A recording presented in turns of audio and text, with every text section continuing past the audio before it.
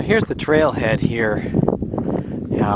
This is Star Hills here, and it does dead end way out there currently. Eventually it will be a through street to the rest of Southern Highlands. Right now this is you have to park here on the dirt. There's no parking on the paved side of the street. There's plenty of parking around the corner on any of the residential streets. They're not gated, so if you want paved parking, you can park there. The dirt parking is just fine, though. There's no problem with it. So here's this used to be a road, but it's now gated as a closed area. That reminder for those not familiar with the area: closed area means you can walk on it, you just can't drive on it.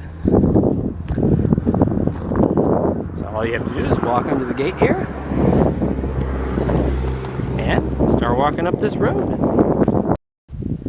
So as you're walking along here, as you approach the detention basin here, just at the edge of the housing complex, right here on your left is the entrance to the trail portion of this.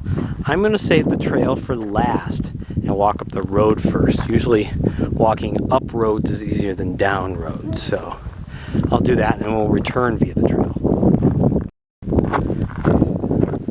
So as you're walking here, the road will turn a sharp right here. You can keep following the road to the right and then make a left and continue down the road, which is fairly straight and level.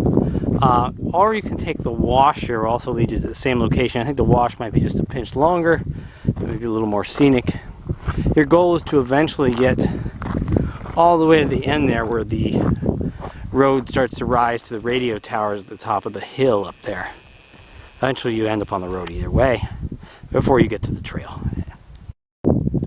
The wash is a bit rocky, but not too bad. You might have been happier with the road. About halfway, or not even halfway, down the wash, it does seem like there's already a trail crossing the wash perpendicular.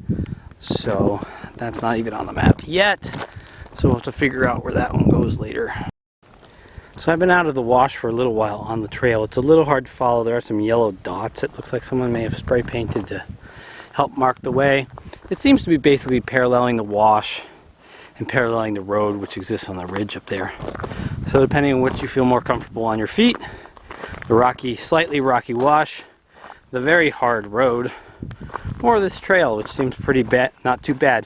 There's also some occasional historic debris can piles here that you'll see. There's the yellow dot, so I seem to be staying on trail even though I thought I was lost for a minute.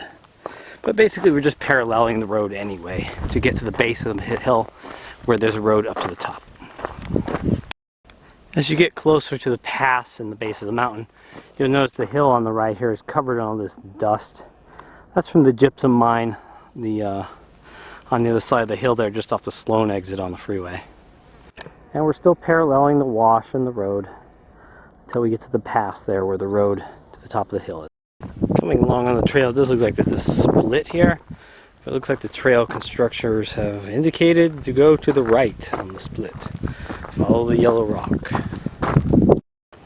Trail makers have done an interesting design element here with the barrels. Historical can piles in the area have been arranged to create kind of a gateway to the trail here, along with the yellow dots and everything that keep going here. The trail did reconnect with the road back there, and then it seems to have continued across the road back over to the railroad tracks. So I'm just doing a little exploratory look to see where this section of the trail goes. Then I'll probably have to turn back because the road we need to get to the top is up there to connect to the trail. Now the trail is not all the way at the top, but just before the top up there we'll reconnect with the trail and go along the ridge all the way back to the street. As you get closer to the road up to the antennas, you will end up back on the road, which is pretty bumpy and rocky. I'm glad most of this was trail and not road. And eventually it forks and starts heading just toward the road. It's pretty obvious. That road up there is so rocky and bad. I went into the natural wash instead. It's a lot more comfortable. So once you start climbing the road here, you'll start to see why it is preferred to go up the road. instead of down, as it's probably fine for trucks, but a little too steep for people sliding down. So. The hill is a lot longer than it looks, but just keep at it. Once you get about 3/4 way, you'll be able to catch the trail and follow the ridge. Okay, when you get this far, you see the tower in the distance. You do not have to go any further. This saddle is kind of the halfway point, or the highest point you'll reach. Down below there is, I believe, the fairly new National Guard base that they built down in Sloan. Off to your far distance over there, the yellow structures, I believe that's Speed Vegas under construction. There's going to be a drag strip. Tourists will come and rent cars on and all that. Panning back past the radio towers, now onto the other side of the mountain. For your landmarks, there's the M Resort and St. Rose Parkway and the 15 there. Down below is the new Southern Highlands, the Cove development.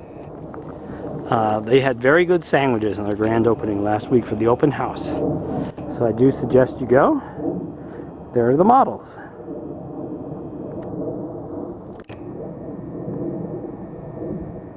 And most importantly, right near this fire pit